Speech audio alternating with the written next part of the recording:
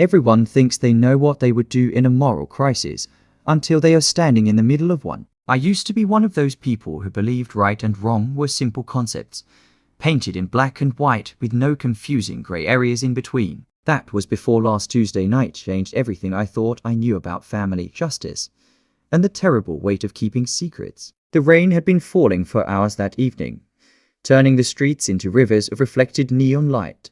I was driving home from my night shift at the grocery store, tired and ready to collapse into bed, when I decided to take the shortcut through downtown instead of staying on the main highway. Traffic always moved faster on Oak Street, especially late at night when most people were already home with their families. What I didn't expect was to become the only witness to something that would tear my world apart.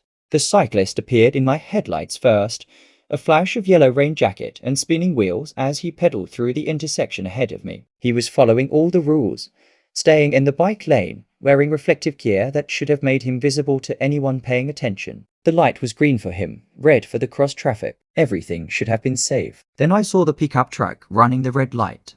Time seemed to slow down in that horrible way it does when your brain realizes something terrible is about to happen, but your body can't move fast enough to stop it. The truck was going too fast for the wet conditions, too fast for the residential area, too fast to stop even if the driver had been paying attention. The impact sent the cyclist flying through the air like a broken doll, his bike crumpling beneath the truck's front bumper with a sound I'll never forget. The truck didn't even slow down. I watched in shock as the vehicle sped away, leaving the cyclist motionless in the intersection while his yellow jacket slowly turned dark with rain and blood. My hands were shaking as I pulled over and called 911, my voice barely working as I tried to explain what I had witnessed. The paramedics arrived within minutes, but it was already too late. The cyclist, a local teacher named David Martinez who had 3 young children of his own, died at the scene. What made everything infinitely worse was the moment I realized I recognized the truck that had killed him. It was a dark blue Ford pickup with a distinctive dent in the left rear panel and a faded bumper sticker for the local high school football team. I had seen the truck parked in my sister's driveway every day for the past 8 years.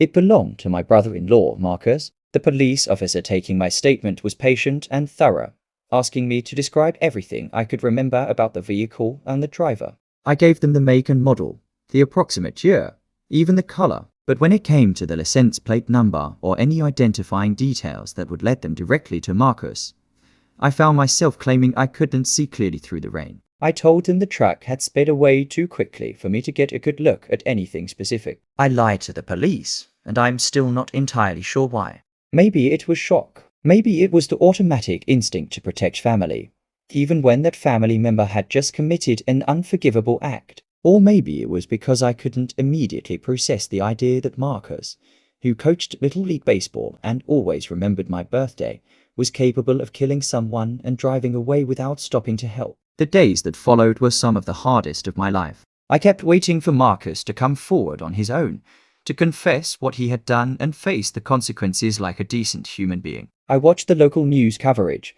hoping to see him at the police station, ready to take responsibility for David Martinez's death. Instead, I saw interviews with David's widow and children, heartbroken and desperate for answers about who had stolen their husband and father from them. Marcus acted completely normal when I saw him at family gatherings. He expressed sympathy for the victim's family when the story came up in conversation. He even mentioned how terrible it was that someone could hit a person and just drive away without stopping to help. The casual way he discussed the accident made my stomach turn, but it also made me doubt what I thought I had seen that night. Could I have been wrong about the truck? The rain had been heavy, and I had been tired from work. Maybe my mind was playing tricks on me, making me see familiar details in an unfamiliar vehicle. Maybe the dent I remembered wasn't actually there, and the bumper sticker was just a common sight around town. I started to convince myself that I was mistaken, that I was letting stress and guilt cloud my memory of what had really happened. Then I saw the damage to Marcus's truck. I was visiting my sister Emma for Sunday dinner, something our family had done together for years, when I noticed fresh scratches along the passenger side of Marcus's pickup. The front bumper looked like it had been recently repaired, with paint that didn't quite match the rest of the vehicle. When I asked him about it, Marcus explained that he had hit a deer the previous weekend while driving to his brother's house upstate. The story made sense on the surface, but something about the way he told it felt rehearsed, like he had been practicing the explanation in his head. His eyes didn't meet mine when he spoke, and his usual easy confidence was replaced by nervous energy that made him fidget with his coffee cup. I had known Marcus for 8 years, and I had never seen him act uncomfortable about anything before. That is when I knew for certain that I hadn't been mistaken about what I saw that night. The weight of keeping this secret became heavier with each passing day. I couldn't eat properly, couldn't sleep through the night, couldn't focus on simple tasks at work without my mind wandering back to that intersection and the sound of the impact. I found myself avoiding Emma and her family, making excuses when she invited me over for dinner or asked me to babysit my nephews. Being around Marcus felt impossible when I knew what he had done, but staying away from my sister felt like abandoning her when she might need support. The police investigation continued, but without any solid leads, the case was starting to go cold. They had my description of the truck, but it matched thousands of vehicles in the area. Without a license plate number or a more specific identifying feature, they were essentially looking for a needle in a haystack. The detective in charge of the case mentioned to a local reporter that they were hoping someone would come forward with additional information, but as the weeks passed, it seemed less and less likely that anyone would. I knew I could end the investigation with a single phone call. I could tell them exactly who had been driving that truck and where to find him. David Martinez's family could have the answers they deserved, and justice could finally be served. But every time I reached for my phone to make that call, I thought about what it would mean for my own family. Emma would lose her husband.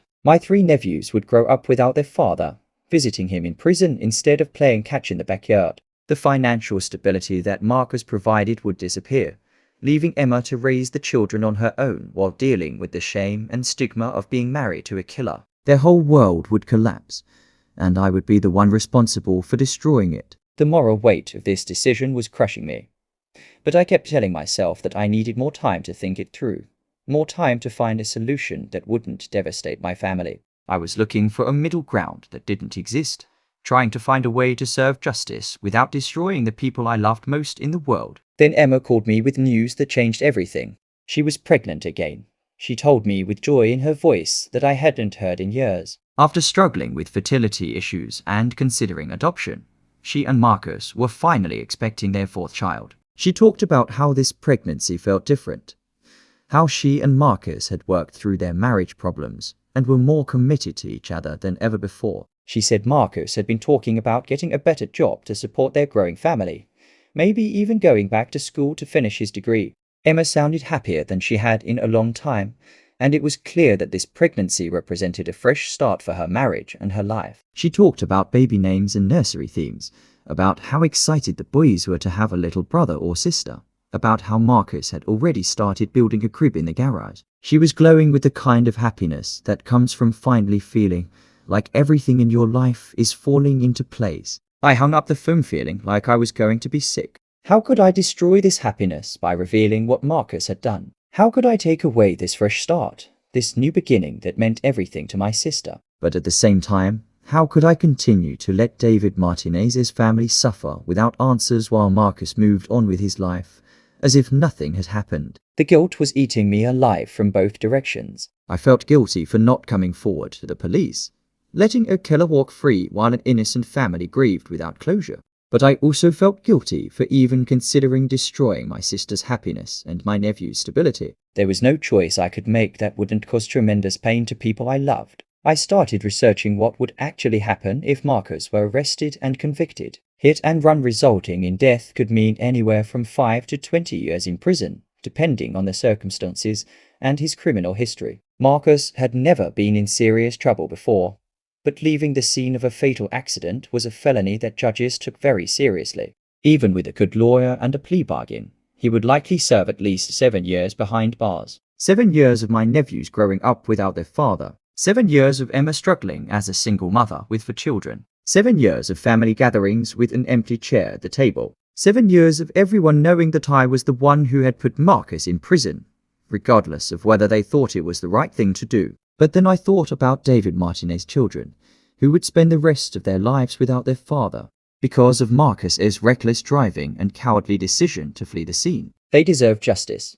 They deserve to know that the person who killed their father had faced consequences for his actions. Their mother deserved to know that her husband's death hadn't been forgotten or ignored by the justice system. The more I learned about David Martinez, the harder it became to justify my silence. He had been a beloved third-grade teacher who spent his own money on school supplies for students whose families couldn't afford them. He volunteered at the local food bank on weekends and coached youth soccer in his spare time. He had been riding his bike the night because he was training for a charity ride to raise money for childhood cancer research, something he did every year in memory of a former student who had died from leukemia. This was the man Marcus had killed and left dying in the street while he drove home to have dinner with his family. I realized that my silence wasn't just about protecting Marcus and Emma anymore. It was about what kind of person I was willing to become. Was I someone who could live with the knowledge that I had chosen family loyalty over justice? Could I look at myself in the mirror knowing that I had let a good man's death go unpunished because it was easier than facing the consequences of the truth? The answer to those questions became clear when I attended David Martinez's memorial service. I hadn't planned to go, but something compelled me to pay my respects to the man whose death I had witnessed. The church was packed with hundreds of people whose lives David had touched during his 42 years. His students had made drawings and written letters about how much he had meant to them. His colleagues shared stories about his dedication to education and his kindness toward everyone he met. His family spoke about his love for cycling, for teaching, for helping others in any way he could. Sitting in that church, surrounded by people mourning a man who had died because of my brother-in-law's actions, I finally understood that my loyalty belonged to justice, not to blood relations. David Martinez had been someone's husband, someone's father, someone's son. His death mattered just as much as my sister's happiness, and his family's need for closure was just as important as my nephew's need for their father. I left the memorial service and drove straight to the police station. The detective handling the case was surprised to see me again, but he listened carefully as I told him everything I had withheld during my original statement. I gave him Marcus's full name, his address, his license plate number, and a detailed description of the truck. I explained about the repairs I had noticed and the story about hitting a deer. I told him about the dent and the bumper sticker that had helped me identify the vehicle in the first place. The detective asked why I hadn't come forward with this information sooner, and I gave him the only honest answer I could. I told him that Marcus was my brother-in-law, that I had been struggling with the decision to turn in a family member, that I had needed time to work through the moral complexity of the situation. He didn't judge me for the delay, but he made it clear that my earlier omission had potentially compromised the investigation and allowed valuable evidence to be destroyed or hidden. Marcus was arrested the next morning. The news hit our family like an earthquake, shaking the foundation of everything we thought we knew about each other. Emma called me in tears, unable to understand how her husband could have done something so horrible and never told her about it. The boys were confused and scared, asking questions that Emma couldn't answer about why their father had been taken away by the police. Marcus eventually confessed to everything once the evidence against him became overwhelming. He admitted to running the red light, to hitting David Martinez, to fleeing the scene without stopping to help. He claimed he had panicked, that he had been drinking earlier that evening and was afraid of getting a DUI charge on top of the accident. He said he had intended to come forward eventually, but kept putting it off as the days turned into weeks and the weeks turned into months.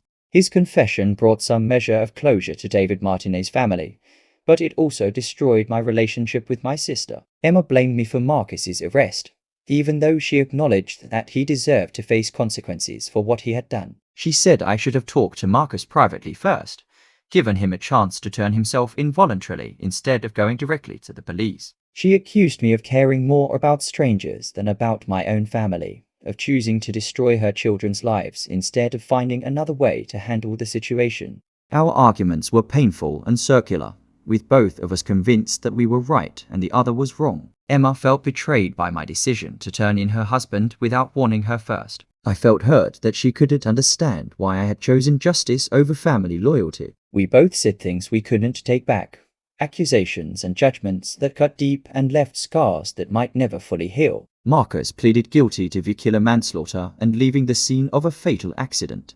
He was sentenced to 12 years in prison, with the possibility of parole after 8 years if he maintained good behavior. Emma divorced him before the trial was over, unable to reconcile her love for the man she had married with her horror at what he had done. She moved back in with our parents temporarily while she figured out how to rebuild her life as a single mother of 4 children. The pregnancy she had been so excited about ended in miscarriage during her second trimester, a loss that everyone attributed to the stress of Marcus's arrest and the upheaval in her life. Emma never explicitly blamed me for losing the baby, but I could see the accusation in her eyes whenever we were in the same room. I blamed myself enough for both of us. David Martinez's widow sent me a thank you card after Marcus's sentencing, expressing her gratitude that I had found the courage to come forward with the truth. She said knowing what had happened to her husband didn't bring him back, but it helped her and the children begin to heal from their loss. She invited me to attend the charity bike ride that David had been training for when he died,